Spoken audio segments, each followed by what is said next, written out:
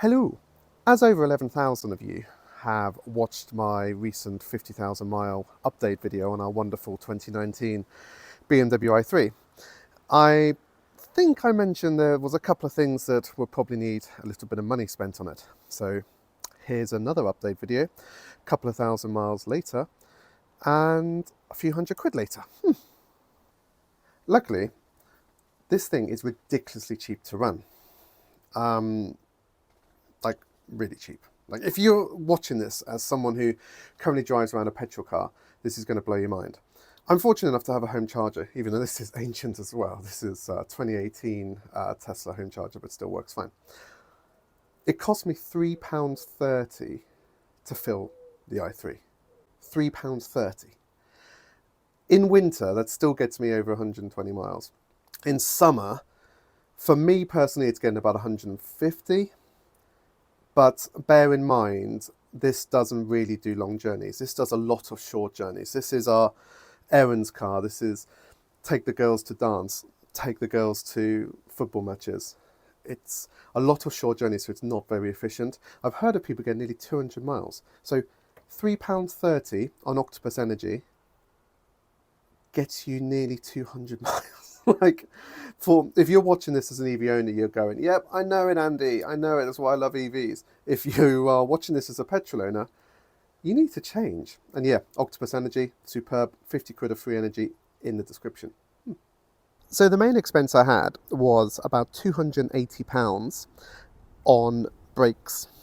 I did discs front and back, I did pads front and back, and I did the wear sensors. As it happened, I didn't really need to do the rears. After 52,000 miles of a lot of sort of, like, we live near Milton Keynes. There's roundabouts everywhere. This is a fun car to drive. I am using the brakes more than most EV drivers. There are plenty of people who are driving these cars and getting 100,000 miles out of a set of brake pads and discs. So the wear sensor did go off on the front, and I could see that the discs were starting to look a bit cracked and a bit rubbish. They're just like on the outer bit, you could see there was a lip forming, and I was like, yeah, you know what? I've had 52,000 miles out of these brakes. I don't mind changing them. I can do them myself. I can save a lot of money on labour. I'll do them. So I did some research, and Brembo were coming up as a good brand, and it was easy. I could order them from a place nearby. I could have saved even more money ordering them from a German company called Autodoc. If you know exactly what you want and don't mind waiting like a week or so for delivery, they're probably even cheaper. But yeah, I ordered from GSF, click and collect, picked them up the next day. It's really simple. Went with Brembo kind of because they just felt like the brand that I always wanted on cars when I was younger. Nowadays they're more of a mainstream brand, but I felt confident in those, and it was easy to get a full set. So yeah, 280 quid, click and collect. I needed a couple of other parts. BMW make life a little bit awkward. So what I did is I followed a couple of YouTube videos, and I'll find them and put them in the description. And I followed those. So there's a couple of extra parts I needed to get. I needed a longer Allen key, I think. Was it 7 or 9mm Allen key on the rear? Again, don't listen to me. Watch the other videos. Understand exactly what parts you needed. But again, total cost all in was about 300 quid. Also on the front of the car is the shock boots. Now, this is an interesting one. They're commonly talked about being the little bit of an Achilles heel on the i3. They just go. They tear, and most people recommend replacing them. I spoke to my MOT guy, and he said, actually, you don't need to replace it. It's not an MOT failure if they go. And to be honest, do you need them? Probably don't. It was one of those things I kind of felt like I wanted to try to do. Again, found some YouTube tutorials. I'll put the link in the description. The actual part was about 20 quid from BMW. Just rang them up, ordered it, next day picked it up. Really easy.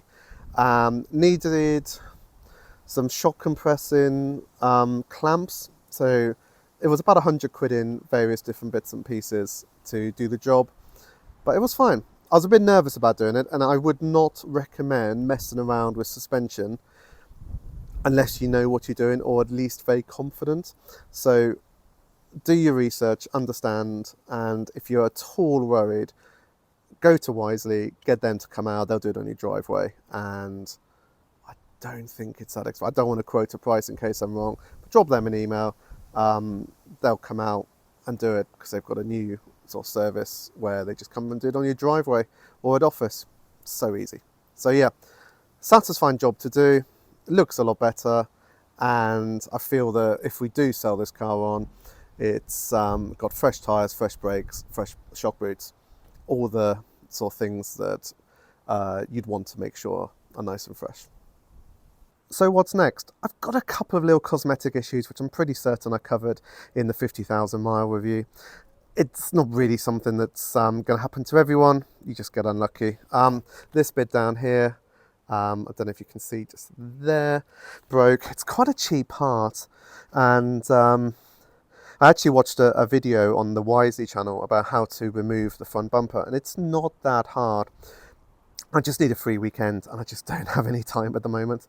But yeah, the likelihood is I'm going to order the sort of the plastic trim from BMW, get an official part, and then at some point remove the front bumper and swap it over.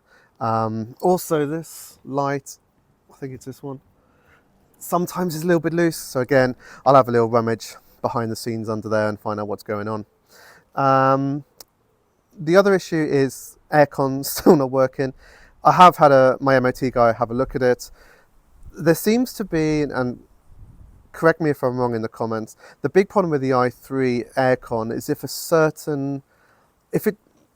the compressor or the condenser, I always forget which one, has a bit of a catastrophic failure.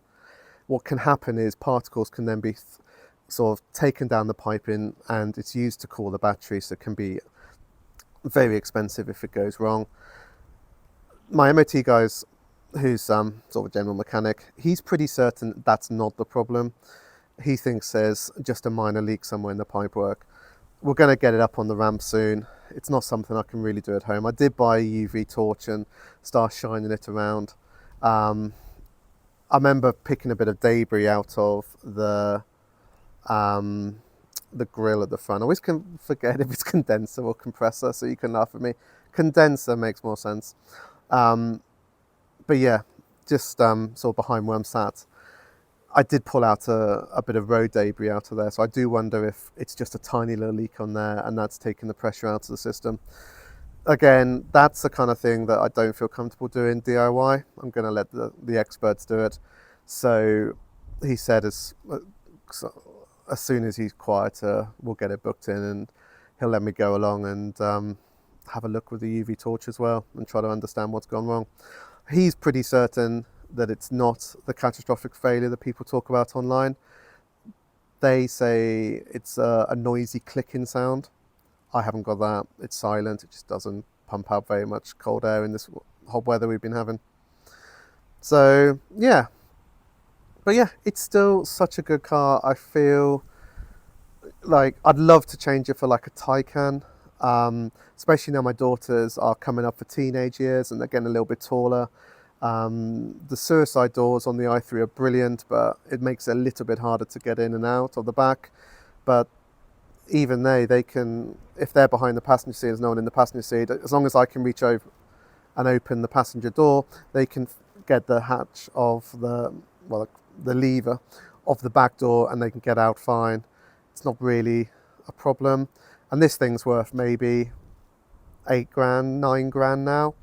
Even to get into one of the cheapest Taycans would be a Delta or 30,000 plus. So for what we use it for, this is better than a Taycan. So it would be purely it'd be the petrolhead in me wanting another Porsche. So yeah, hopefully this video has helped. Check the description. I'll put a bunch of YouTube links. As always, do anything that yourself at your own risk. Understand what you're doing before you go into it. I watched a lot of YouTube. I'm pretty handy with tools.